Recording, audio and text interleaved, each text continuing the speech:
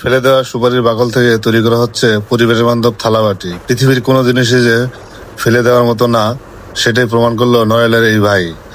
পৃথিবীর সকল ফেলে দেওয়া জিনিস যে রিসাইক্লিং করে পরিবেশ বান্ধব থালাবাটি বা পরিবেশ বান্ধব যে কোনো জিনিসপত্র তৈরি করা যায়, এই ভাইকে না দেখলে বিশ্বাস করাই যেত না।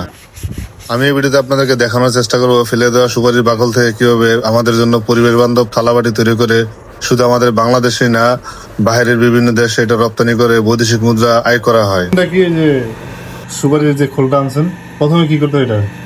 এটা প্রথমে হচ্ছে আপনার সংগ্রহ করতে হয় বাড়ি বাড়ি থেকে, তারপরে এনে শুকায় ভালোভাবে, তারপরে আপনার হাউজে ভালোভাবে আমাদের।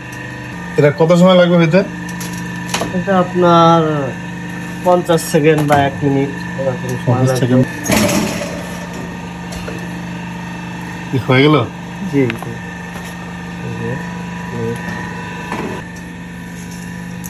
এটা বানাইতেছেন কি? এটা হচ্ছে বাটি, আর আমরা প্রথম দেখলাম প্লেট না? জি জি এইভাবে একটা একটা পেয়েছি। হয়ে গেছে না? জি জি।